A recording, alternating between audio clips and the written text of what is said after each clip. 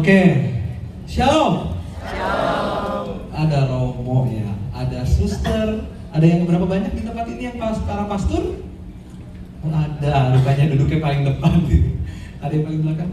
Ada satu suster dan sisanya bapak, dan rasanya ibu-ibunya banyak bener di tempat ini, betul ya? Saya mau tanya dulu Bapak Ibu, ya, Romo dan suster, kenapa pilih kelas yang umum? Kenapa Bapak Ibu? Kan banyak kelas tuh. Ada musik, bener nggak? Terus ada emeritus, nggak mungkin ya emeritus. Terus ada leader, apa lagi ya? Pewarta, pendoa. Lalu kenapa pilih kelas yang umum? Karena bingung ya, saking banyaknya ya. Saya pikir kelas ini adalah kelas sisa-sisa penjajahan yang paling sedikit. Karena semuanya udah milih ini. Lalu kemudian gak ada nih yang kelas ini. Ternyata kelas ini yang paling banyak. Tepuk tangan dong buat kita semua. Saya pikir ini yang paling sedikit, ternyata yang paling banyak. Bapak Ibu, oh ya, perkenalkan, nama saya Christian Mulyadi, nama Christian pasaran.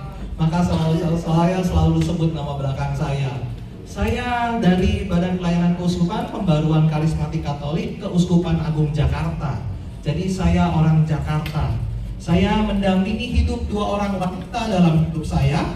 Saya punya 1 orang istri dan 1 anak perempuan. Itu anak saya pas masih bayi. Anak saya sekarang kelas 4 SD. Jadi saya bapak dan suami buat keluarga saya. Lalu apa lagi ya? Di dalam Badan Pelayanan Keuskupan Pembaruan Karismatik Katolik Keuskupan Jakarta, saya dipercayakan oleh BPK PKK KAJ untuk mengurus bidang pembinaan.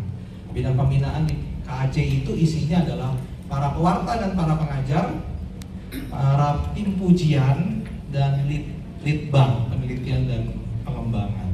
Jadi kira-kira itu. Dan tema malam hari ini, sore hari ini, di tema umum workshop yang pertama, kita mau bicara bahwa soal persekutuan doa, dan khususnya bicara bahwa persekutuan doa adalah media tumbuh para pembaru karismatik Katolik. Bahwa persekutuan doa harus jadi media, tempat di mana Anda dan saya bertumbuh.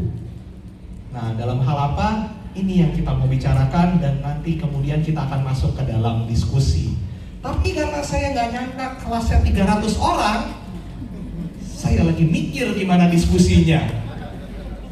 Nanti pas lagi diskusi, hadap depan belakang aja yang 5 orang seperti itu. Setuju?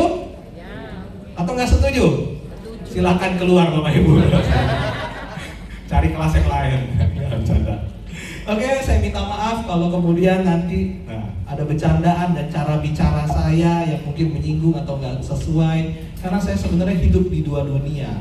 Secara umur, saya ini dibilang OMK enggak, ya kan? Tapi secara OTK saya nggak mau. OTK apa, orang tua Katolik. Saya hidup di tengah-tengah dunia umurnya. Dunianya orang muda dan dunianya OTK. Jadi saya minta maaf kalau nanti ada bahasa saya, ada penyampaian saya yang kurang berkenan. Itu murni lidah saya kepleset. Karena saya ngelihat rasanya ini kayak teman-teman muda semua gitu bawaannya. Padahal sih enggak. Oke, Bapak Ibu, sebelum saya mulai masuk ke dalam slide-nya, saya mau tanya, kalau Bapak Ibu dengar kata persekutuan doa, ikut pede nggak sih Bapak Ibu? Ya ikut. Iya, kalau nggak ada di sini, benar nggak ya? Kalau dengar kata persekutuan doa, apa yang ada di benak Bapak Ibu yang terlintas secara spontan? Ini dikesampingkan sesuatu hal yang sifatnya teknis ya, tetapi yang kemudian mungkin itu jadi satu permenungan pribadi Bapak Ibu tersendiri tentang persekutuan doa. Apa kira-kira yang terlintas secara spontan yang ada di dalam benak Bapak Ibu kalau dengar kata persekutuan doa? Tempat apa itu? Apaan itu? Ada yang mau jawab? Oh, dijawab banget. Ibu teriak aja Bu, bisa? memuji dan memuliakan Tuhan. Ada lagi, kalau dengar dengan secara spontan tentang persekutuan doa. Doa rosarinya tadi Bapak Ibu. Sekarang pada diam menunduk berdoa. Eksklusif. Apa Bu? Persekutuannya yang eksklusif. Persekutuan yang eksklusif. Waduh. Langsung kaget semua. Oke, terima kasih. Ada lagi? Apa itu persekutuan doa? Iya. Satu orang bangun berdiri ngomong. Kalau ini 300 orang, saya nggak bisa lihat semuanya. Apa Bapak Ibu? Silakan. Kelompok doa. Kegiatannya bersifat rohani. Ibu yang tadi yang berdiri. Pelayanan Ya. juga.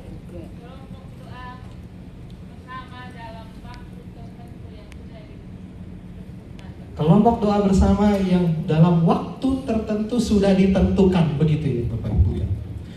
Bapak Ibu pasti punya secara spontan hal-hal yang terlintas tentang persekutuan doa. Berapa banyak di tempat ini yang ikut PD udah lebih dari 10 tahun? Angkat tangan. 20 tahun. Dari sejak persekutuan doa ada. 30 tahun. Oh iya. Begitulah persekutuan doa. Walaupun dengan bentuk yang beraneka ragam di tiap BPK atau persekutuan doa, tetapi dalam tanda kutip, ya kita semua tahu lah, itulah persekutuan doa kalau dikatakan secara teknis, secara hal-hal yang dibicarakan tadi. Tetapi kita mau lihat firman Tuhan.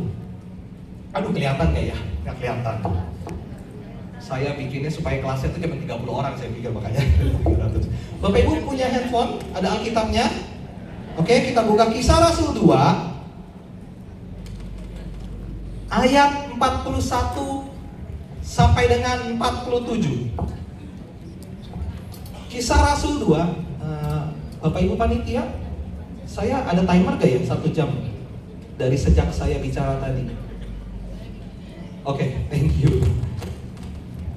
Kisah Rasul 2 ayat 41 sampai dengan 47. Ketemu Bapak Ibu? Oke, kita baca yang ganjil dibaca oleh bapak-bapak, yang genap dibaca oleh ibu-ibu. Kita mulai dengan bapak-bapak terlebih dahulu. 1, 2, 3. Orang-orang yang menerima perkataannya itu memberi diri dibaptis, dan pada hari itu jumlah mereka bertambah kira-kira 3.000 jiwa. Ibu-ibu silakan. Mereka bertekun dalam pengajaran rasul-rasul dan dalam persekutuan, dan mereka selalu berkumpul untuk memecahkan roti dan berdoa. Maka Ketakutanlah mereka semua, sedang rasul-rasul itu mengadakan banyak mujizat dan tanda. Dan semua orang yang telah menjadi percaya bersatu, dan segala kepunyaan mereka adalah kepunyaan bersama. Dan selalu ada dari mereka yang menjual harta miliknya, lalu membagi-bagikannya kepada semua orang sesuai dengan keperluan masing-masing. Dengan bertekun dan dengan sehati, mereka berkumpul tiap-tiap hari dalam bait Allah. Mereka memecahkan roti di rumah masing-masing secara berdiri dan makan bersama-sama dengan gembira dan dengan tulus hati. Sambil memuji Allah, baca bersama-sama. Sambil memuji Allah, dan mereka disukai semua orang, dan tiap-tiap hari Tuhan menambah jumlah mereka dengan orang yang diselamatkan. Demikianlah sabda Tuhan. Syukur kepada Allah. Bapak Ibu, pastor, saya ngeri kalau ada pastor pakai di depan lagi pastornya. Pastor, suster, dan Bapak Ibu sekalian, bacaan ini adalah bacaan yang sering kali kita baca. Kita sudah tahu. Ini cerita tentang apa Bapak Ibu? Ini cerita tentang siapa? Ini kisahnya para Rasul, kisah para rasul ya kan. Ini adalah kisahnya para rasul, ceritanya para rasul yang Tuhan Yesus sudah tidak hidup di dunia bersama dengan mereka. Betul ya? Ini cerita tentang kisah para rasul kan cerita tentang Yesusnya sudah naik ke surga.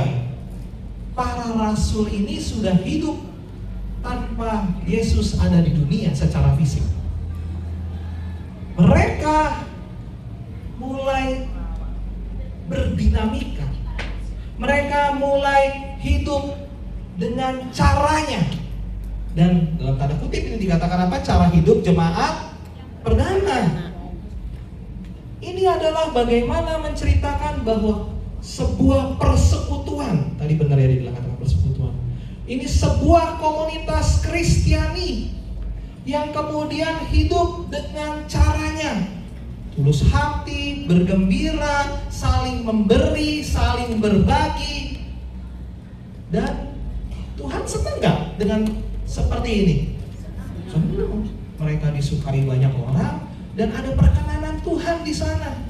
Tuhan menambah jumlah mereka. Gereja kita adalah gereja Katolik yang besar. Betul ya Bapak Ibu ya? Kalau Bapak Ibu, saya minta maaf karena saya akan pakai point of view atau sudut pandang karena saya lahir dan besar di Jakarta. Saya mungkin akan pakai sudut pandang yang kemudian saya lihat dari sejak saya lahir dan dibesarkan. Kalau di dalam sudut pandang saya sebagai orang Jakarta, orang yang hidup di kota, gereja Katolik itu gereja Katolik yang besar bangunan. Saya rasa begitu juga di daerah yang lain. Betul ya Bapak Ibu ya? Pasti kita diatur dalam paroki-paroki demikian. Kita punya umat. Kalau di saya, paroki saya sendiri, saya tinggal di paroki Trinitas Cengkareng. Berarti dekat Jakarta, dekat mana tuh? Dekat bandara, iya namanya kan. Ada bandara Cengkareng kan. Nah, saya tinggal di paroki itu, Cengkareng. Kami punya umat total itu sekitar 9.000, 10.000. Cukup besar memang, walaupun mungkin di daerah lain ada yang lebih besar dari itu. Cukup besar. Bapak Ibu bayangkan, setiap minggu berkumpul ke gereja gak Bapak Ibu? Gereja lah ya, gitu ya. Ada rombong. Berkumpul ke gereja. Maaf, saya naik kendaraan, kadang-kadang naik motor, kadang-kadang naik mobil gitu ya. Bapak Ibu bayangkan ya, saya sudut pandangnya Jakarta ya. Itu kadang-kadang parkiran penuh sampai keluar gereja. Bapak Ibu bisa bayangkan? Miknya goyang-goyang ya suaranya. Ya maaf. Oke. Lebih enak? Ya, lebih enak ya. Jadi parkirannya penuh, desek-desekan kadang. Lalu kemudian ya puji Tuhan yang masih ramai gereja. Betul ya Bapak Ibu ya? Lalu saya duduk di kursi. Kadang-kadang, udah pasti bukan kadang-kadang, sering kali saya itu gak kenal dengan mereka yang duduk di depan saya, di kiri dan kanan saya. Apakah Bapak Ibu sering kali kenal? Enggak kenal ya. Kalau Bapak Ibu kenal, seringkali kemungkinan gereja itu adalah paroki yang memang rata-rata satu desa itu adalah datang ke gereja. Bisa jadi kenal. Tapi makanya saya bilang saya pakai sudut pandang Jakarta. Saya karena tinggal dan besar di Jakarta. Saya nggak mungkin kenal. Lalu kapan kemudian setiap kali saya bisa ngobrol, berinteraksi dengan mereka yang satu iman dengan saya, seperti cerita kisah para rasul itu? Atau kapan saya berinteraksi ketika saya ada di dalam Ekaristi dengan mereka yang duduk di kiri, kanan, dan depan belakang? Kapan Bapak Ibu? Oh ya benar ini, pada saat salam damai, salaman begitu ya, senyum, betul kan? Akhirnya mungkin tadinya pas lagi duduk dan nyampe di gereja kita nggak senyum, tapi pas lagi salam damai mungkin kita senyum nih kali ini nih, ke kiri, ke kanan, ke depan, kasih salam, betul ya? Lalu kemudian setelah itu duduk lagi, berdoa lagi, kita nggak ngobrol, kita nggak berinteraksi lagi dengan mereka. Terus kapan kira-kira berikutnya kita interaksi lagi sama mereka? Kapan? Bapak Ibu? Kalau di Jakarta nih ya, pas lagi berantem di parkiran mau keluar mobil. Baru ngobrol lagi, enggak ya, ini bercanda belakangnya. Tetapi itulah kenyataannya. Padahal dikatakan di sini bertekun dengan sehati mereka berkumpul tiap-tiap hari dalam bait Allah. Ini memang kita ketika ke gereja maksudnya mau ekaristi, betul ya? Kita memang nggak mau ngobrol, kita nggak mau ini. Tetapi kan gereja itu juga punya pengen kita juga berinteraksi dalam komunitas Kristiani. Maka selain ekaristi, gereja Katolik dengan kekayaan rohaninya punya banyak acara-acara kategorial lainnya. Dan kalau begini, malam ini saya mau ngomong konteksnya apa? Persekutuan doa.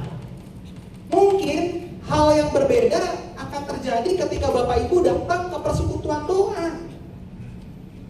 Memang ekaristi adalah puncak hidup iman kita sebagai orang Katolik. Tetapi kita juga dihimbau untuk aktif dalam kegiatan-kegiatan lainnya. Kehidupan lingkungan kita, wilayah, ataupun kategorial yang kemudian sekarang sedang kita bicarakan, yaitu persekutuan doa. Maka ketika kalau Bapak Ibu datang ke persekutuan doa, mungkin akan sedikit lebih berbeda. Di depan, misalnya ini adalah tempat persekutuan doanya. Di depan udah ada orang nggak yang nyambut? Ada. Siapa mereka?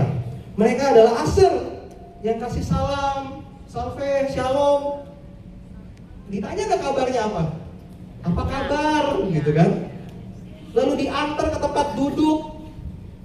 Kalau datang sendiri ditemenin kadang. Itukah yang terjadi di dalam persekutuan doa kita? Ya. Maka suasana itulah yang kita inginkan. Sehingga semangat gereja perdana juga masih tetap ada di dalam dunia yang sekarang ini. Saya masih ingat ketika untuk pertama kalinya saya datang ke persekutuan doa. 20 tahun yang lalu saya ikut persekutuan doa itu tahun 2004. Saya masuk ke persekutuan doanya mahasiswa. Saya kenalan dengan persekutuan doa, saya kenalan dengan PKK waktu saya masih kuliah. Jadi saya ikut, saya terlibat aktif, lalu berteman, berkomunitas di sana. Sampai akhirnya ada satu acara di KJ, waktu itu adalah cerita acara KRK. Ya Bapak Ibu pasti ada di BPK masing-masing KRK.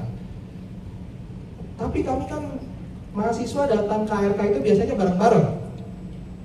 Lalu pulang itu malam apa? Udah malam tentunya ya biasanya ya. Jam 11 malam. Dan tidak ada kendaraan, saya nggak punya mobil hari itu dan nggak punya motor. Dan kendaraan umum itu sudah tutup rata-rata setengah 12. Maka saya itu diajakin nginep di kos teman saya. Kosnya ketua koordinator persekutuan doa saya, tentu aja lelaki ya Bapak Ibu ya. Jangan bayangkan yang enggak. Saya hadir ke kos itu. Hari itu saya baru ikut SADR. Baru bergaul dengan mereka. Baru kemudian dalam tanda kutip bertobat, katanya saya nggak percaya Tuhan. Saya bilang kalau Tuhan ada suruh turun ke bawah ngomong sama saya itu dulu. Tapi setelah ikut SADR, setelah itu kan tiba-tiba punya iman yang bertumbuh dan berkobar-kobar. Saya ikut segala macamnya. Tapi namanya manusia seringkali yang namanya kehidupan spiritual nggak semudah itu dan secepat itu untuk terus bertumbuh. Maka ini saya cerita dalam masa-masa 20 tahun yang lalu. Tentu saya masih jauh lebih baru dari hari ini. Waktu sampai ke kos itu, dia bilang sama saya, Chris, ingat ya, saya sebagai background cerita, saya kuliah di kampus swasta. Kalau di Jakarta ada yang namanya Universitas Tarumanagara. Untar itu bukan kampus, itu menengah lah ya, minimal menengah. Tetap dan biasanya mahasiswa-mahasiswinya juga menengah. Tetapi waktu saya sampai ke kos teman saya, ke koordinator persekutuan doa saya, rupanya dia bukan seorang yang dalam keadaan ekonomi itu yang cukup baik. Dia pas-pasan secara ekonomi dengan segala upaya dia untuk kuliah di sana. Nah, saya baru tahu hari itu ketika saya lihat kamar kosnya.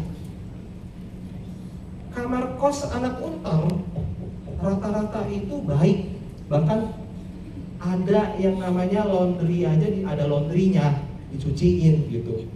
Tapi dia, koordinator PD saya, itu rupanya nyuci sendiri. Jadi dia bilang, waktu saya masuk ke kos itu, Chris, ini kamar gua, dia bilang begitu, ini kamar saya, silakan masuk. Tahu nggak ubin lantainya itu nggak ada ubin ya Bapak Ibu. Itu hanya semen aja begitu. Lalu karpet vinil yang gulungan, tahu ya Bapak Ibu ya? Ya itu begitu. Lalu tidak ada ranjangnya. Jadi ranjangnya itu hanya kain ditebelin begitu. Itulah tempat dia tidur rupanya. Saya pikir buat anak Untar ini kok begini gitu. Lalu dia nyuci. Dia bilang saya mau nyuci dulu. Jadi dia tiap malam rupanya saya tahu dia nyuci baju. Lalu dia bilang begini, Chris, ranjangnya nggak ada kan? Dan itu yang terbaik itu dikasih ke saya. Chris, itu nanti kamu tidur di situ. Wah, saya kaget sih. Dengan segala kesederhanaannya, dengan segala keterbatasannya, saya dikasih tempat yang lebih baik dari dia. Mungkin dia menghargai saya sebagai tamu. Lalu, Chris, silakan doa dulu, nanti lu tidur di sana. Gua mau nyuci baju dulu. Tapi saya bilang ya, saya masih baru ikut Tuhan. Saya kadang-kadang suka malas berdoa, Bapak Ibu. Lalu saya pikir-pikir, perasaan tadi di KRK udah doa deh. Ya udahlah, gak usah doa. Tuhan capek nih Tuhan. Tadi kayaknya udah doa Tuhan di KRK. Malam ini gak usah doa dulu Tuhan ya. Salamnya buat Bunda Maria. Bukan salam Maria, kalau salam Maria kan salam Maria penuh rahmat begitu ya. Saya bilang salam buat Bunda Maria, udah selesai. Stop, amin. Lalu saya tidur. Ternyata dia selesai nyuci, dia ketok. Chris, lu pasti belum doa, dia bilang begitu. Bangun. Dia bangunin saya. Dia ajak saya doa malam. Iya, doa malam tuh, waduh nih orang lama juga doa malamnya, 10 menit gak selesai, gak amin gitu ya. Terus dia begitu dia ngomong amin, saya pikir selesai kan? Dikasih rosario ke saya. Jadi habis doa malam, dia paksa saya rosario bersama. Kan rosario kalau ngomongnya cepat itu 12 menit selesai. Tapi dia kita yang 20 menit gitu. Jadi 20 menit kemudian dia berdoa bersama sama saya rosario. Waktu dia ngomong amin, saya pikir selesai dong. Dia kasih kertas ukuran A4, dia bukain ke saya. Ini belum selesai nih. Sekarang kita akan doakan orang-orang yang namanya tertulis di kertas ini. Bapak Ibu tahu itu kertas isinya namanya siapa aja? Itu adalah seluruh orang anggota persekutuan doa kami. Yang satu orang itu dia bisa doain 2 menit lebih, Bapak Ibu. Bayangin kalau ada 30 orang di sana. Jadi 1 jam lagi. Tapi mungkin saya kadang-kadang waktu itu mungkin kadang-kadang wah ngantuk ya, tapi tiba-tiba mata saya langsung melek, hati saya langsung tercerahkan. Saya ngerti hari malam ini, Bapak Ibu. Ada 1 orang, dia bukan keluarga saya, betul ya? Dia baru kenal sama saya loh. Dia koordinator persekutuan doa saya doang kasarnya. Tetapi yang tidak pernah lupa mendoakan saya. Saya baru ngerti. Kalau Bapak Ibu tanya sama saya, apa itu persekutuan doa? Dan bagaimana saya mengenal persekutuan doa? Inilah persekutuan doa yang saya ngerti. Yang sampai 20 tahun kemudian saya masih bisa cerita seperti ini. Apakah persekutuan Bapak Ibu bukan hanya memikirkan soal teknis belakang, siapa worship leadernya, siapa pewartanya, apalagi apa konsumsinya, betul ya? Masalah lemper sama lontong aja berantem. Enggak, hari ini harus lemper, enggak, hari ini harus lontong. Ya kan? Itu enggak esensial. Tetapi persekutuan doa yang esensi apa? Anggota-anggota yang tergabung di dalam. Next. Bapak Paus mengatakan begini, Bapak Paus Fransiskus yang almarhum, dalam ziarah jubileum yang diselenggarakan Karis April 2025 ini mengatakan begini. Kelihatan? Kita baca bersama-sama. 1, 2, 3. Roh Kudus yang menjadi fokus khusus komunitas karismatik Katolik adalah sumber persekutuan, keharmonisan, dan persaudaraan. Next. Ini versi komplitnya. Next Pak. Ayo. Tapi nggak gitu kelihatan ya. Panjang ya. Tapi saya mau mengatakan begini, bahwa Roh Kudus adalah apa? Sumber apa? Persekutuan, keharmonisan, dan persaudaraan.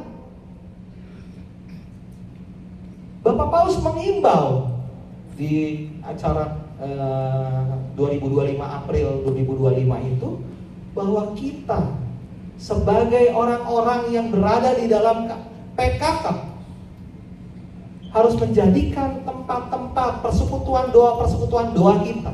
BPK kita adalah tempat yang persekutuan dan harmonis dan bersaudara. Bukan tempat apa? Pernikahan ya Bapak Ibu ya.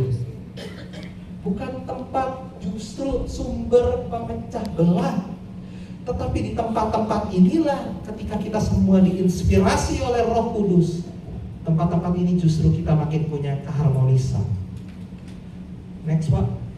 Saya di Keuskupan Agung Jakarta, sejak kepengurusan yang baru ini oleh Bapak Ferdi, sahabat saya, dia juga akan mendengungkan ini. Kita akan mau fokus bahwa persekutuan doa itu adalah, baca bersama-sama 1, 2, 3 apa? Komunitas kasih karunia. Persekutuan doa adalah komunitas tempat yang harus menerima Anda, siapapun Anda, bagaimanapun latar belakang Anda. Dan komunitas, namanya komunitas harus ada apa di sana? Kasih yang meraja. Dan kalau kasih itu begitu nyata di tempat itu, maka secara otomatis tentu ada perkenanan Tuhan. Tentu Tuhan akan menambah jumlah tiap-tiap hari. Kasih karunia pasti juga akan melengkapi. Persekutuan doa kita juga akan diperlengkapi oleh kuasa Tuhan.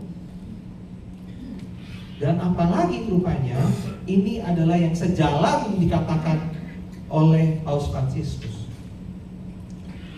Karena gini, kita semua sadar dunia ini adalah dunia yang sulit.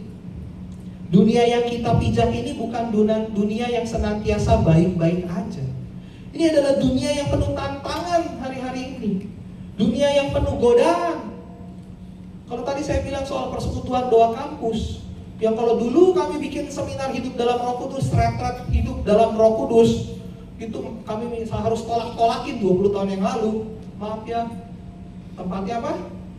Penuh. Kami nggak bisa tampung lagi. Bagaimana yang sekarang? Di Jakarta itu sulit.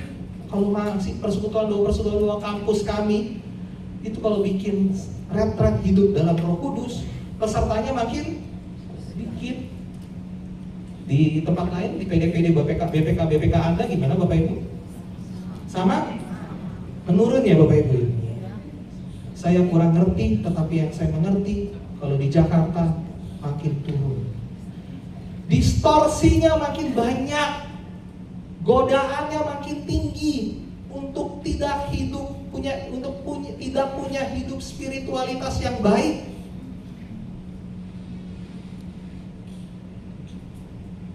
Saya pikir iya ya, saya kerja gitu ya di kantor.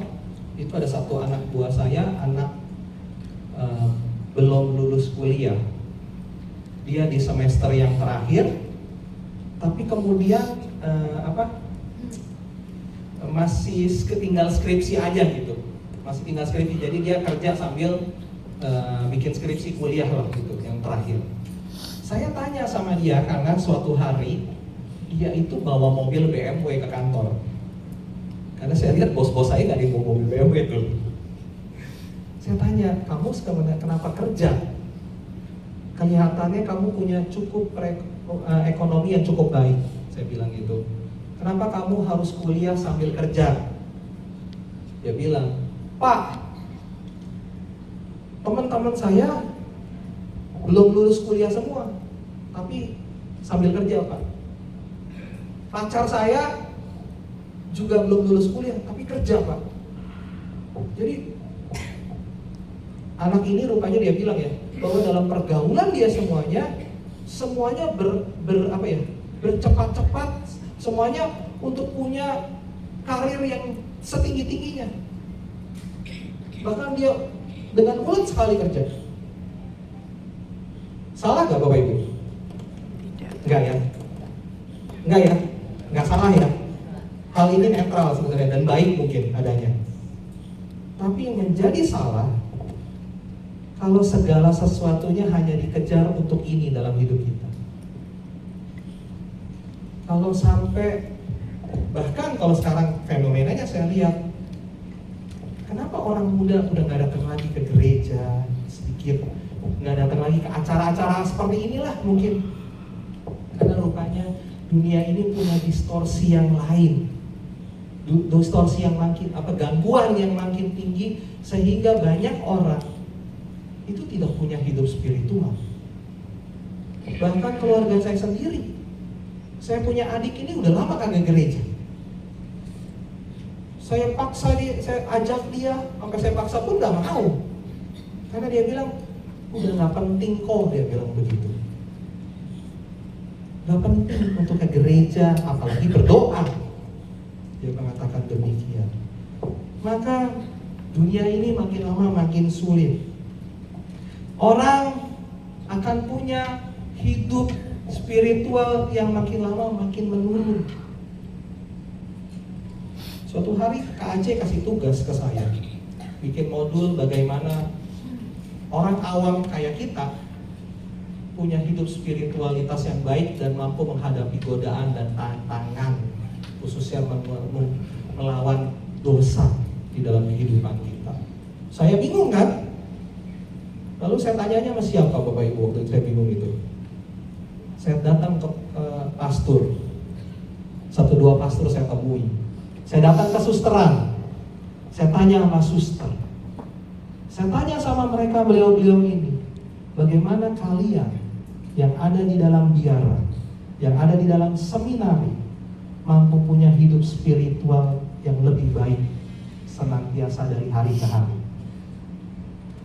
Jawabannya rata-rata bilang apa? Chris, kami punya hidup yang terjadwal. Benar ya? Saya pernah live in di seminari, saya pikir saya jadi pastor. Ternyata enggak, saya nikah. Iya, saya pernah live in di Dominikan Surabaya. Saya pikir saya mau jadi pastor Dominikan. Ya, habis itu saya bilang sama formator saya, enggak, formator. Akhirnya setelah sekian lama saya bilang enggak, I'm getting married ya Father ya, saya bilang gitu ya. Lalu saya pulang ke Jakarta dan saya menikah. Ya, Chris, kami punya hidup yang terjadwal. Ya, saya mengerti karena ketika mereka bilang begitu, karena saya pernah live di sana. Saya, dia bilang gitu ya, pastor itu bilang, saya kalau jadi formator itu apa ya istilahnya? Apa ya ngomongnya ya? Pembimbing para frater itu ya, calon-calon pastor itu ya. Kalau saya jadi formator, saya dari hari ke hari dalam waktu yang senantiasa terlihat, mampu dapat melihat anak-anak didik saya. Bangun pagi udah kelihatan tuh yang gak misa siapa tuh pagi-pagi, ya kan? Kadang-kadang kan frater tuh harus misa semua kan? Terus saya ngeliat tuh yang gak belajar siapa, karena ada ruangan belajar kan? Makan aja terjadwal. Sampai kemudian kalau nilainya jelek langsung kelihatan dipanggil, betul gak? Atau bahkan sampai malam pun ada ibadah kompletarium. Mereka, para pastor kita, para seminaris kita, para suster kita, itu dididik dan dikondisikan dalam pintu-pintu biara yang tertutup sebenarnya kan. Kasarnya setengahnya ada di seakan-akan udah beda dunia kan ketika kita melangkah ke biara kan. Bahkan ada biara-biara yang sangat ketat. Karena mereka mengkondisikan supaya apa? Supaya setiap orang yang ada di sana ditempa dan punya penempaan yang baik. Ngomong itu lanjutkan ke saya ngomongnya. Maka Chris, kalau kamu tanya orang awam punya hidup spiritual yang lebih baik, lebih sulit tentunya. Karena dalam tanda kutip kita semua berada di dunia yang lebih bebas di luar. Nggak ada yang lihat kita kan, mau doa kayak mau nggak doa, bener nggak? Nggak ada yang lihat kita kan, nggak baca kitab suci tiap hari kan? Nggak ada yang atur kan? Iya, nggak ada. Kita punya godaan yang lebih besar gak? Untuk bisa jatuh ke dalam dosa di dunia ini? Pasti. Tentu ini akan menjadi yang lebih sulit. Tetapi untuk itulah PKK itu hadir. Diinspirasi dari Roh Kudus. Dan gerakan PKK ini gerakan awam kan?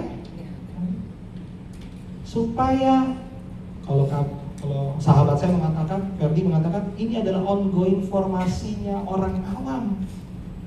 Dan Pak Budi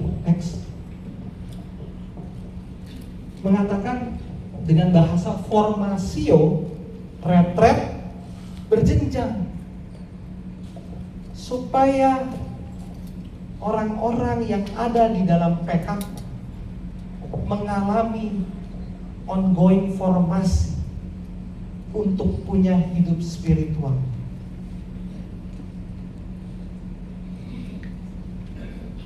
Dari seminar hidup dalam Roh Kudus, betul ya? Pertumbuhan, BCM sekarang namanya DKK, RPLB itu apa? Retret penyembuhan luka batin dan sampai ke atas yang berjenjang. Sehingga PKK, persekutuan doa juga harus jadi tempat di mana Anda dan saya bukan sekadar bertumbuh dalam kasih, tetapi diperlengkapi juga untuk menghadapi dunia yang seperti ini. Sampai sini ada pertanyaan Bapak Ibu? Belum ada ya?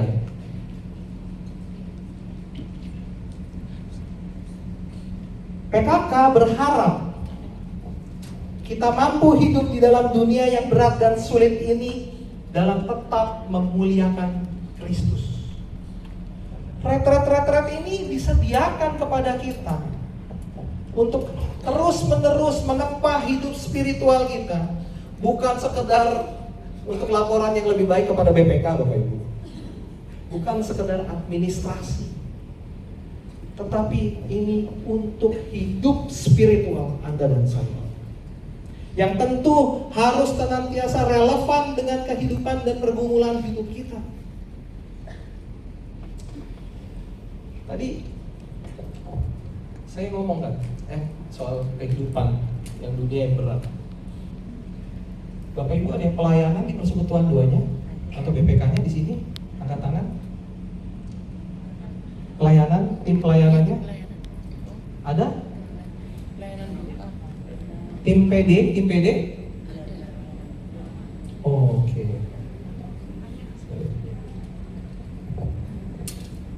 Jadi tim PD enak gak Bapak Ibu? Enggak. Sukacita gak? Sukacita. Tapi kadang-kadang berat gak Bapak Ibu? Karena rupanya hidup kita kan juga bukan urusan persekutuan doa dan pelayanan ya, benar gak? Kita punya rumah tangga yang diurusin. Bapak Ibu punya suami atau istri yang diurusin. Anak-anak yang harus dididik. Pekerjaan yang juga masih diperjuangkan. Betul ya Bapak Ibu? Iya. Tetapi kemudian kalau ikut PD, nambah waktu lagi gak? Iya. Sukacita, tapi lemes kadang-kadang. Saya suatu hari ada adik rohani saya nanya begini sama saya. Dia bilang gini, Kak, kok gitu ya. Kadang-kadang gua capek kok. Ini sorry ya pakai bahasa Jakarta ya. Karena ini apa adanya. Kok kadang-kadang gua capek kok ikut PD. Hari ini rapat PD. Lusa latihan pujian. Sabtu ntar persekutuan doanya. Dan anak muda ini, anak muda yang sedang meniti karirnya, sedang bekerja di awal-awal kehidupan pekerjaan dan karirnya. Kadang-kadang dia bilang gitu, gua iri kok sama mereka yang gak ikut serta dalam hal-hal ini. Mereka kuliah, mereka kerja, malamnya ngaso-ngaso, makan malam, nongkrong-nongkrong, terus pulang. Katanya, gua lari-lari ke PD, latihan pujian, ngerjain banyak hal di PD, rapat sampai malam. Orang-orang PD-nya dia kebetulan hari Sabtu. Orang-orang hari Sabtu weekend nyantai-nyantai. Kita ikut konvenas ya, ya kan? Ntar pulang capek, Senin harus kerja lagi. Betul ya Bapak Ibu ya? Dia bilang begini sama saya waktu itu. Kak, dia bilang, kalau bisa ya, aduh, kayaknya gua nggak mau jalanin lagi deh, dia bilang. Terus saya tanya lagi sama dia, bro, kalau lu mau milih, kalau Tuhan kasih kesempatan lu pilih hidup lu lagi, lu pilih yang mana? Akankah lu pilih yang begini gak? Terus dia pikir-pikir lagi. Dia pikir-pikir. Ini pertanyaan ini mungkin sama kepada Bapak Ibu semua juga. Saya juga berpikir ya, kalau Tuhan kasih kesempatan yang kedua kepada saya, apakah saya pilih ini juga? Dan dalam hati kecil saya bilang apa? Iya. Kita mungkin capek, kita mungkin waktunya berkurang, tapi tetap ada sukacita. Terlihat PKK, tim-tim PD dengan segala usaha, susah payah menjalankan seminar-seminar ini loh. Tetapi kita berpikir kadang-kadang gak ada hasilnya. Tenang Bapak Ibu, ada impact-nya yang mungkin hari ini gak terlihat di persekutuan doa Anda. Tapi ada berapa banyak orang yang ikut acara itu yang Bapak Ibu lakukan dan itu berdampak dalam hidup. 2 tahun yang lalu saya persekutuan doa saya bikin SADR. Ya bikin SADR begitu ya, dari dulu sampai sekarang kan begitu ya Bapak Ibu, betul ya? Terus saya jadi ketua kelompok dalam salah satu kelompok 2-3 tahun yang lalu. Terus di dalam kelompok saya itu ada orang yang seumuran saya hampir 40 tahun. Saya 39 tahun, hampir 40 tahun. Lalu dia bilang, lalu selesai SADR dia bilang begini pas lagi kelompok, terima kasih ya Bro Chris, saya merasa terberkati. Terus dia hadir gak persekutuan doa kami? Bulan depannya hadir. Lalu dia ikut komsel di tempat kami. Dilanjutin abis SADR kami biasa bikin komsel gitu, dan dia ikut komsel. Di komsel dia cerita.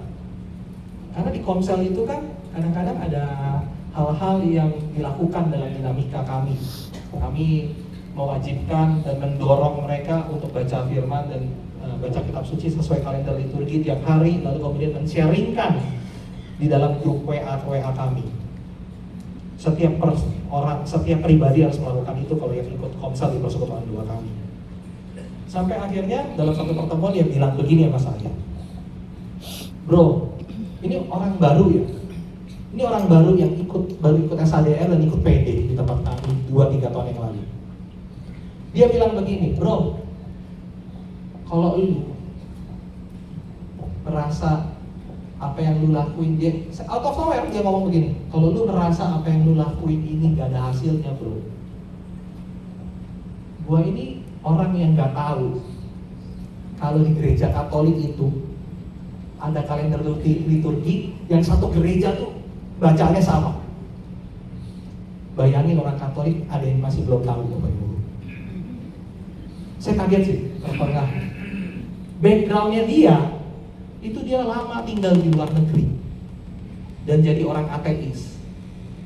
Sampai sewaktu-waktu rupanya dia balik ke Indonesia for good untuk selama-lamanya, dan dia kemudian ikut SADR di tempat kita. rupanya masih ada impact buat orang-orang yang kita layani di dalam persekutuan doa kita. Maka retret berjenjang ini atau formasio retret berjenjang ini adalah media bagaimana setiap anggota persekutuan doa kita mampu juga mengalami pertumbuhan spiritual. Next. Ini mungkin agak kecil, tapi saya mau cerita begini sebenarnya. Ini seperti tadi retret berjenjang tadi, cuman kemudian waktu itu saya presentasikan kepada BPK Keuskupan Agung Jakarta bahwa akhirnya kita harus bertanggung jawab. Persekutuan doa dan BPK itu harus bertanggung jawab kepada mereka yang hadir di dalam persekutuan doa. Kami sebutnya funneling. Funneling itu semacam sistematika sehingga setiap pribadi dan setiap anggota yang hadir di dalam persekutuan doa, dia itu sudah tahu persis kemana arahnya. Organisasi ini mampu membawa mereka dalam pertumbuhan. Kadang-kadang orang itu tahun ini ikut SADR, tapi baru 5 tahun kemudian ada BCM, betul nggak Bapak Ibu? Padahal ini berjenjang, dan kalau bisa dari ujung kiri sampai BCM itu dilaksanakan paling sedikit waktunya dalam kurun waktu 2 tahun ajaran kami di Keuskupan Agung Jakarta. Sehingga mereka senantiasa di-maintain. Nanti ini akan diberikan katanya pada panitia sehingga bisa diserahkan bahasa ini ke para peserta. Maka PKK berharap retret berjenjang ini juga mampu senantiasa dilakukan terus-menerus dan punya impact kepada mereka yang kemudian menjadi anggota di dalam PKK. Maka dalam sisa waktu ini teknis itu memang, tetapi kami mau membuka sesi tanya jawab. Yang jawab tanya siapa? Kita semua yang ada di ruangan ini. Dan yang jawab siapa? Kita semua yang ada di ruangan ini. Untuk apa? Untuk melihat ke dalam di dalam persekutuan doa persekutuan, apakah ada yang kemudian dalam hal ini ingin ditanyakan, ingin didiskusikan. Di dalam sesi tanya jawab ini saya buka, apakah ada? Gak ada ya kalau disuruh tanya jawab ya. Di back aja Pak, jadi yang itu aja biar kelihatan ya. Termasuk kursus evangelisasi pribadi ya bagian dari formasi retret berjenjang itu. Apakah ada tanya jawab? Nggak ada ya, makanya Anda semua kelas umum ya ikuti ya. Ini yang tidak tahu mau kemana itu nggak yuk bercanda. Iya silakan, apakah ada mic? Saya. Oh iya. Iya Bu. Cek. Saya dari Keuskupan Purwokerto mau menanyakan, di tempat kami kan ada camp ya. Iya. Lalu di dalam camp itu kan ada pengajaran retret kawal yang sama saja dengan SHDR. Iya. Nah itu bagaimana? Karena kan langsung naik ke atas retret jenjangnya gitu. Oke. Berjenjang. Di sini ada guru cap nggak? Pertanyaan saya. Ada guru sep? Nggak ada juga ya? Romo? Oh ya, sama saya doang berarti berdua kita kok. Apakah Romo mau membantu menjawab? Nggak, dilempar. Apakah ada guru sep yang lain selain saya dan Romo Adi? Ini jawab pura-pura ya Bapak Ibu, ntar saya cek dulu Bapak Ibu.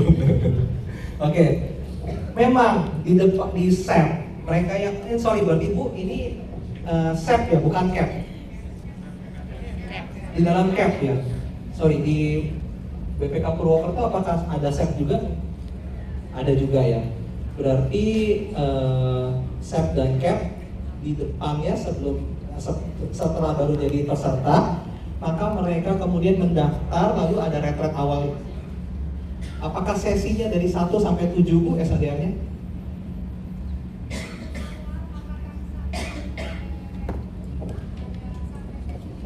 Ya sampai sesi 5 ya, berarti memang kadang-kadang begini. Retret itu untuk membantu sehingga mereka yang menjadi peserta tetap bertahan. Kami ingin mereka juga merasakan cinta Tuhan sehingga mereka mampu bertahan dalam runtutan dinamika cap yang begitu panjangnya. Tapi kalau pertanyaannya kenapa capnya di atas gitu ya? Jadi seakan-akan apakah dilampaui atau dilewati seperti itu, betul ya? Memang ini dibikin berjenjang seperti ini, tetapi bukan berarti ini adalah harga mati. Jadi saya dan Pak Budi juga berdiskusi soal ini. Memang ini dibikin berjenjang begini, tetapi bukan berarti orang itu harus ikut dari bawah satu-satu secara runtut gitu, sampai kemudian baru dia boleh ikut SEP setelah dia sudah melewati tangga-tangga ini. Enggak. Jawabannya enggak. Memang kalau dilihat begini, ini Pak Budi membantu mendefinisikan bahwa pertumbuhan dan SADR itu tahap yang pertama kira-kira. Bagaimana orang Katolik yang biasa. Lalu kemudian ini adalah tahap pematangan. Dan ini mulai diajarkan tema-tema sebagai seorang pemimpin. Dan baru ini dikatakan pewartaan keluar. Tapi bukan berarti kita jadi orang Katolik semua nggak bisa kan mengatakan bahwa menjadi seorang evangelizer, menjadi pewarta kabar baik dimanapun dan bagaimanapun kita dengan segala role yang kita lakukan di dunia ini gitu. Jadi nggak apa-apa kalau akhirnya begini. Maka kalau di Keuskupan Agung Jakarta saya berusaha mempermudahnya dengan begini. Jadi kalau ini funnelingnya begini jadi kira-kira. Ini SADR. Lalu dia ikut persekutuan doa atau dia ikut persekutuan doa dulu baru kemudian ikut SADR. Lalu sepanjang dia ikut PD silahkan mengikuti dinamika retret berjenjang begitu. Tetapi kalau dia mau jadi tim PD silahkan mengikuti kaderisasi yang kemudian dibuatkan juga modul kaderisasi. Ini yang hijau ini modul kaderisasinya tim PD. Seperti itu. Tetapi kalau dia nggak ada kan orang-orang yang memang nggak jadi tim PD gitu, dia pengen datang umat dan kami juga harus fasilitasi umat yang memang hanya pengen jadi umat biasa yang nggak masuk ke dalam tim pelayanan. Jadi ya lakukan aja. Tetapi di tengah-tengah ini kami tahu mereka juga punya kebutuhan khusus mungkin seperti self image, penyembuhan luka batin dan segala macamnya, atau ikut CAP atau SEP itu ditaruh sono. Jadi retretnya memang berjenjang karena fungsinya ada tahapan-tahapan yang tadi saya sebutkan. Tetapi bukan berarti itu harus harga mati sehingga itu harus diikutin satu persatu dari bawah sampai atas. Kalau yang bawahnya belum ikut, nggak boleh ikut yang atas. Seperti itu. Ada lagi sesi tanya jawab ini? Iya Bu, silakan. Yang saya ingin tanyakan bahwa adalah tema kita kan hari ini ada PD sebagai media tumbuh para pembaharuan karismatik Katolik. Iya. Sehingga tadi saya simpulkan satu, persekutuan doa adalah komunitas kasih karunia. Pertanyaannya adalah bagaimana kita yang sudah menjadi anggota, mungkin di dalam ruangan ini semua sudah menjadi anggota bahkan sudah di atas 5 tahun. Nah, bagaimana kita yang sudah ada 5 tahun, 10 tahun, bahkan tadi Ibu Oma yang paling depan sudah hampir 30 tahun, kita bisa membawa orang, memperkenalkan orang pada PD ini dengan yang disebut tadi ini kasih karunia. Kasih karunia menurut Pak Christian itu bagaimana? Kita bisa menerjemahkan seperti apa sehingga orang tertarik ikut PD. Karena kan dalam gereja itu banyak tawaran kue-kue yang manis, legio, korongka, itu bagus semua bagus. PD juga bagus. Nah, bagaimana kita yang sudah menjadi anggota puluhan tahun, 5 tahun, 10 tahun ini, kita bisa memperkenalkan. Kita sebagai anggota yang sudah lama di dalam PD itu, kita bisa membawa orang untuk mengenal bahwa di persekutuan doa ini ada kasih karunia. Itu seperti apa implementasinya? Baik. Terima kasih. Tadi saya mengatakan bahwa persekutuan adalah tempat tumbuh kasih karunia dan tumbuh secara spiritualitas. Itu maksud yang kemudian sesi ini dikatakan. Dan sesi ini juga menghimbau bahwa persekutuan doa masih tetap melaksanakan retret formasio berjenjang. Tetapi secara pribadi, kalau secara persekutuan doa tentu pelaksanaan persekutuan doa yang pertama. Bagaimana PD tadi saya bilang di depan, ada yang kasih shalom, lalu kemudian mengantar sampai ke duduk, lalu selesai PD biasanya bubaran nggak Bapak Ibu langsung pulang? Maka tim persekutuan doa dan semua anggotanya juga diharapkan mampu berinteraksi, saling sayang menyayangi, saling kasih mengasihi di tempat-tempat seperti ini. Itu secara praktis, secara persekutuan doa. Tetapi secara pribadi, setiap anggota persekutuan doa, kalau mau lebih khusus lagi, persekutuan doa juga harus punya metode yang disengaja, planning yang disengaja untuk supaya setiap anggota tersapa. Misalnya, ada persekutuan doa, saya bicara soal komsel misalnya. Apakah ada pelaksanaan komsel atau kombas di persekutuan doa Bapak Ibu? Maka tadi saya cerita ya, setelah SHDR, teman saya itu ikut kelompok, kan kalau SHDR ada kelompok ya, betul kan? Apakah kelompok itu berhenti setelah SHDR? Rata-rata berhenti, betul nggak Bapak Ibu ya? Tetapi kami berharap kelompok itu juga terus berkelanjutan sehingga mereka bisa tetap stay di dalam persekutuan doa. Maka tadi saya pakai cerita bahwa orang itu kemudian lanjut ke dalam kelompok sel-sel yang ada di dalam persekutuan doa. Maka mungkin kasih karunia, kalau misalkan menurut bukunya Romo Soekarno yang diterjemahkan oleh Romo Soekarno, maksud saya buku Komunitas Perjanjian, maka struktur itu, kasih itu membutuhkan struktur, membutuhkan rencana dan pematangan, sehingga persekutuan doa dan BPK yang kita semua berarti ya, yang ada di tempat ini juga perlu menyusun rencana. Bagaimana, kalau saya bilang tadi di Jakarta itu funneling, sehingga orang yang hadir di dalam persekutuan doa mampu tersapa dan termaintain terus-menerus, dan dia juga mampu bertumbuh.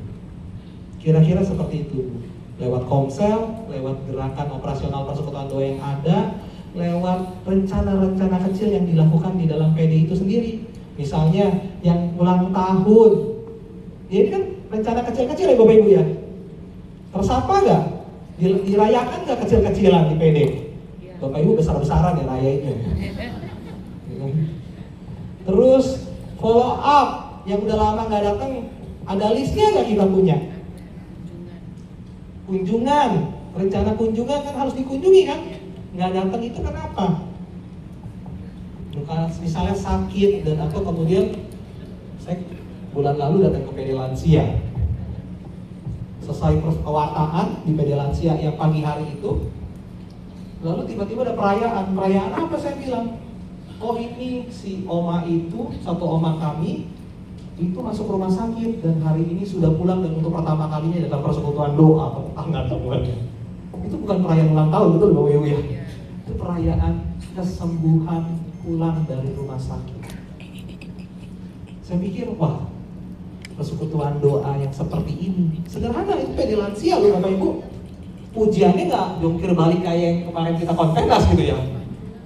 Ini namanya PD Lansia ya kan? Tetapi tetap ada kasih karunia di tempat itu. Terima kasih Oma. Iya Bapak. Baik, terima kasih.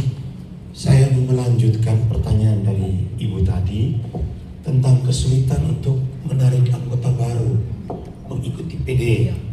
Di tempat saya masalah yang paling utama karena tempat saya itu juga banyak teman-teman dari gereja sebelah, dipertanyakan apakah karismatik ini satu sekte baru dalam gereja Katolik. Itu yang pertama. Saya mulai berkeromo nih berarti. Iya, yang kedua, bagaimana bisa membedakan PD kita Katolik dengan persekutuan doa dari teman-teman gereja sebelah, supaya bisa meyakinkan teman-teman kita yang mau masuk kalau tidak ada kesulitan, karena ada sedikit ya dalam tanda petik ya ketakutan seperti itu. Itu yang pertama. Lalu yang kedua, agak sedikit keluar dari tema ini. Saya hanya mau bertanya, apakah PD itu, dalam PD itu dinamikanya itu adakah urutan-urutannya, ataukah setiap PD punya metode sendiri, punya urutan sendiri? Itu saja pertanyaan. Terima kasih. Terima kasih Pak. Bapak dari BPK mana Pak? Atambua. Oh iya, Atambua. Oke, terima kasih. Saya jawab dulu yang kedua ya Pak ya. Kayaknya yang lebih gampang yang kedua Pak. Apa tadi pertanyaannya? Urut-urutannya. Persekutuan doa itu bukan liturgi. Tentu urutan secara saklek itu nggak ada. Secara saklek itu apa ya? Harga mati. Semua masih ada ruang yang dibicarakan pastinya. Tetapi pedomannya, maka kita bisa bertanya kepada BPK setempat. Atau apa kalau misalkan BPK itu memerlukan bantuan, maka silakan berkonsultasi dengan BPN, apalagi kemudian BPK yang merintis atau Persekutuan Doa yang merintis, sehingga bisa ngobrol sama BPN atau BPK tetangganya.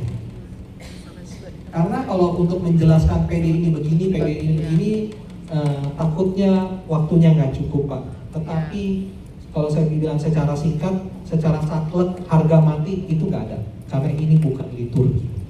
Tetapi ada ruang-ruang yang masih bisa didiskusikan bagaimana bentuknya. Ada, kalau nggak salah saya dengar dari teman saya, ada persekutuan doa yang praise and worship-nya 45 menit. Ada yang 30 menit, ada yang 20 menit. Di PD Jakarta aja nih, yang PD Lanset, kalau saya datang ke PD OMK, itu bisa PW-nya itu bisa 45 menit gitu ya. Tapi kan nggak mungkin disamakan datang ke PD Lansia ya. Ya mungkin seperti itu ya, PD Lansia paling cuma 20 menit gitu ya. Lalu kemudian bentuknya ada PD yang habis PD, habis pewartaan firman, lalu kemudian sharing, bisa juga begitu kan? Maka ini penuh dengan diskusi dan negosiasi. Yang pertama itu yang pertanyaan Bapak soal bagaimana, yang oke Pak gimana? Jadi dikatakan bahwa PD itu bukan liturgi, tetapi kenapa dalam pelaksanaannya, dalam PD itu ada saya mengaku. Saya pernah ikut PD itu. Iya, doa ya. Iya, Doa. sesudah lagu pembukaan lalu itu, kemudian ada bahagian di mana kita nyatakan tobat dan mengatakan saya mengaku. Apakah ini tidak kombinasi? Iya, bisa seperti itu. Maka ini bukan harga mati. Itu ada ruang-ruang yang bisa didiskusikan. Tetapi untuk kemudian secara ininya, maka ini harus setiap keadaan PD dan BPK kita nanti ngobrol personal begitu Pak ya. Nah, yang pertama, pertanyaan pertama tadi soal bagaimana para pastor begitu ya Pak ya, yang kemudian tidak apa tadi, tidak mendukung begitu atau mic-nya tolong. Maksudnya kita mengajak teman-teman, tapi mereka berpikir ini seperti gaya dari gereja sebelah. Bagaimana kita membedakan PD kita Katolik dengan dari gereja sebelah? PD Katolik itu pasti ada apa? Ada apa Bapak Ibu? Ada apa? Iya, doanya pasti pakai tanda salib, iya benar. Tapi ada lagi yang sebelum hari persekutuan doanya udah dipampang mungkin di flyernya, ada apa? Ada romo moderatornya. Betul nggak? Maka setiap organisasi Katolik itu pasti ada yang dampingi dari keuskupan atau dari paroki atau dari pastor. Itu yang paling pertama. Itu udah pasti kalau ada romo moderator, maka ini Persekutuan Doa Karismatik Katolik tentunya. Tetapi kalau untuk mengajak di daerah-daerah tertentu atau paroki tertentu yang rupanya kegiatan PKK ini kurang disukai, maka di situ mungkin ada peran klerus yang kemudian kita bisa approach dengan dari romo-romonya. Sehingga kalau romo yang kasih promosi beda ya. tentunya. Maka pertanyaan saya, apakah bagian yang ini sudah pernah dilakukan, Pak? Dek, mic-nya kasih lagi, Dek.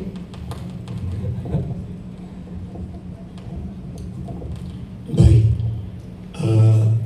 tidak selamanya dalam PD-PD itu ada moderator dari klerus. Nah, ini menjadi persoalan di lapangan. Karena itu tadi saya katakan, apakah ada dia punya pedoman bahwa dinamika dalam PD itu paling kurang ada kesamaan, bukan sama tapi ada kesamaan, supaya kalau yang satu kecap dengan oh iya ini di sini ada juga, tapi kalau setiap PD buat ikut maunya membingungkan juga kita menjelaskan. Iya Pak, makanya tadi saya bilang ada dari BPK setempatkah untuk kemudian membantu membuat pedoman seperti ini yang dibicarakan bersama-sama secara kolegial di tempat itu. Saya rasa bersama siapa? Bersama romo moderatornya tentu. Sehingga rasanya dengan begini bahwa ini nggak perlu menjadi takut bahwa ini dari dikatakan apa sekte yang bukan Katolik seperti itu, saya rasa. Jadi bantuan dari BPK setempat atau kalau itu adalah BPK yang merintis, coba kemudian kita melihat dari BPK tetangga untuk saling studi banding atau kemudian berdiskusi dengan bersama BPR. Seperti itu ya Bapak ya, kira-kira. Baik, minta maaf saya sedikit bertanya lagi. Karena di tempat saya itu kan banyak denom dan gaya mereka seperti PD kita, dan itu yang membingungkan umat. Maka saya bertanya ini, apa kekasan PD kita sebagai PD dari Gereja Katolik? Terima kasih. Iya, terima kasih Pak ya. Oke, ada lagi pertanyaan selanjutnya? Iya Pak, silakan. Bapak bukan pastor ya Pak ya? Saya nggak bisa bedain pastor apa enggak di hotel ini soalnya. Mirip-mirip Pak. Berdiri. Mungkin saya mau apa istilahnya menangkap dari pertanyaan Bapak tadi.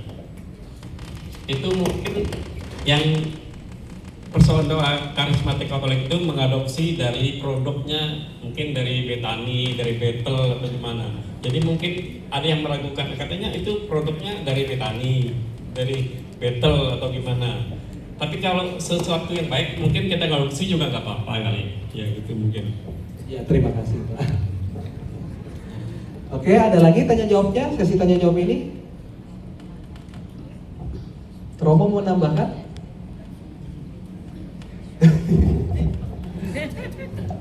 Romo mau nambahkan? Shalom. Sebentar, Romo mau nambahkan. Terima kasih. Saya Romo Alo dari Bandung. Saya belum pernah jadi moderator PDPKK. Nah, kebetulan moderator kami pergi ke luar negeri, jadi dia minta saya datang. Jadi saya datang bukan apa-apa. Hanya saya mau angkat beberapa hal. Yang pertama itu, kita harus membedakan antara liturgi, devosi, dan doa. Oke? Sehingga lebih jelas. Liturgi, perayaan Ekaristi adalah sumber dan puncak dari seluruh kegiatan dari kita umat Katolik. Yang kedua, devosi itu seperti doa rosario, menghormati hati kudus Yesus, itu devosional. Sedangkan persekutuan doa itu banyak ya. Apa? PDPKK, KKI dan lain sebagainya. Kita lihat seperti itu dulu. Kemudian sebenarnya PD Persekutuan Doa Karismatik Katolik itu sebenarnya Katolik sebenarnya.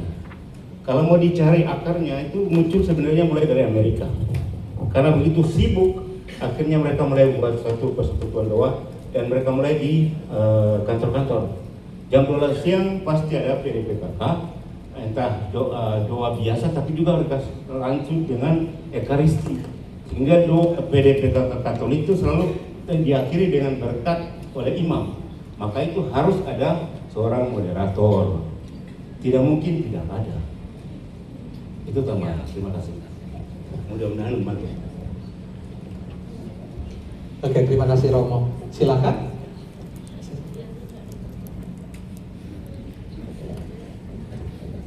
Silakan. Sesi tanya jawab selanjutnya. Tadi ada kayaknya satu bapak.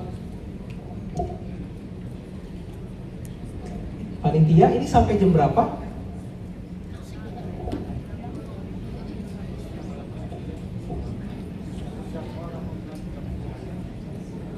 Oke, sampai 18.30 ya? Betul ya? Oke, silakan masih sesi tanya jawab. Shalom, Shalom Pak. saya Sony, Ketua PDKK Santa Maria di Paroki Katedral Santa Maria Palangkaraya. Kami juga sama hal yang dipertanyakan sama Bapak, tapi saya mau sharing saja ya. Iya, nggak apa-apa Pak, sharing. Jadi selama kami pelayanan baik di LP, lembaga pemasyarakatan maupun di rumah sakit, jadi kami kalau di LP itu sudah rutinitas setiap bulan kita mengadakan namanya persekutuan doa karismatik Katolik. Tetapi di situ juga banyak dari umat jemaat lain, dari gereja lain, bahkan ada juga dari pendeta yang masuk di rutan juga. Nah, kita melakukan secara Katolik, jadi kita bercirikan Katolik. Kalau untuk persekutuan doanya, tetap kita doa Salam Maria dan ada selalu ditutupi dengan doa Salam Maria.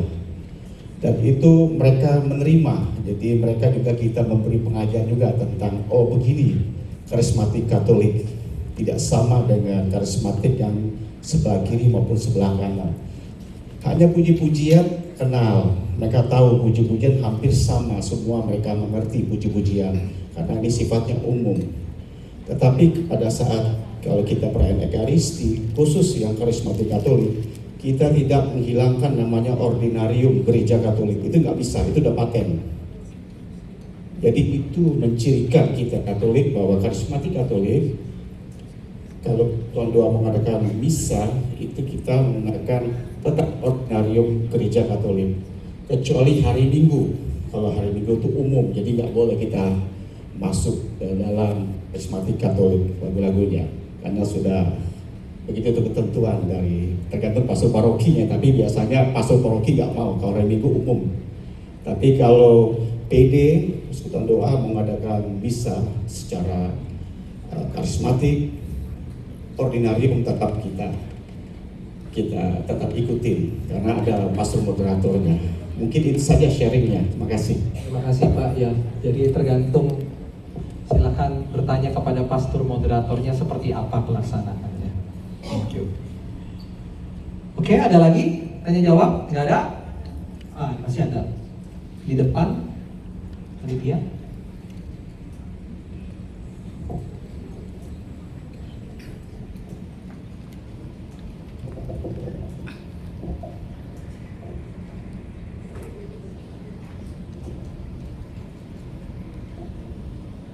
Baik, terima kasih waktunya. Saya Meike, saya dari PD Santa Maria Keuskupan Jayapura. Saya dari Kota Wamena. Saya bukan memberi pertanyaan, tapi saya mau menanggapi. Tadi ada salah satu bapak dari Atambuaya. Ya, persekutuan doa karismatik Katolik itu, menurut saya kita tidak mengkopi dari gereja manapun, termasuk dari GBI. Ya, pertanyaan seperti itu pada waktu awal-awal persekutuan kami dibentuk di Wamena,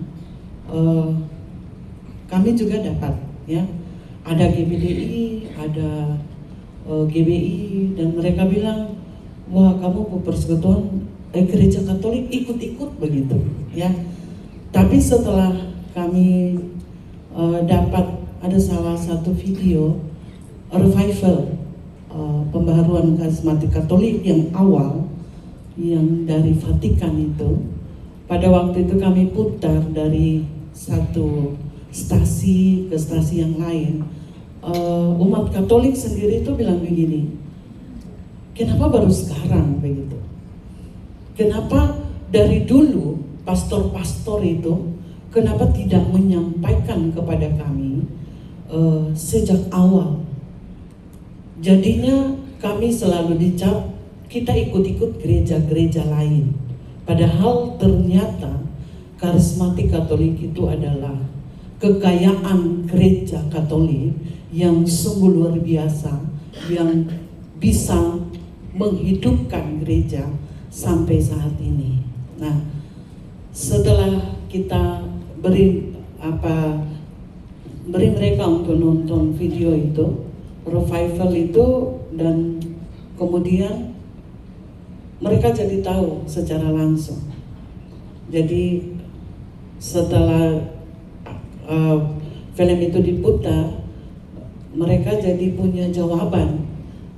Kita tidak perlu menunggu ketua untuk menjawab, tapi umat sendiri pun bisa menjawab. Kita nggak ikut. Justru kita yang pertama, begitu. Terima kasih. Terima kasih Bu. Jadi diskusi yang bagian ini boleh dilanjutkan kepada sesi tanya jawab yang berikutnya. Apakah ada? Oke, kalau nggak ada tanya jawab, kita masuk ke dalam diskusi. Bagaimana? Oh ada, sorry nggak lihat Bu, maaf. Saya minta maaf. Shalom, selamat sore untuk kita semua.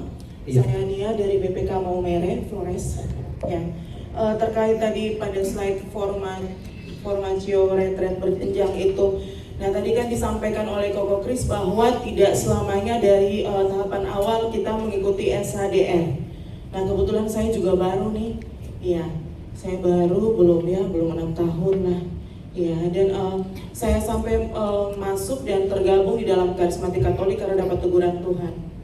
Terlalu sibuk dengan hal dunia sehingga saya masuk ke dalam komunitas karismatik Katolik. Kemudian yang ingin saya tanyakan tentang formasi berjenjang ini adalah tadi kan Koko sampaikan tidak selamanya kita harus dari bawah ke atas, bisa manapun kita mau ikut terserah.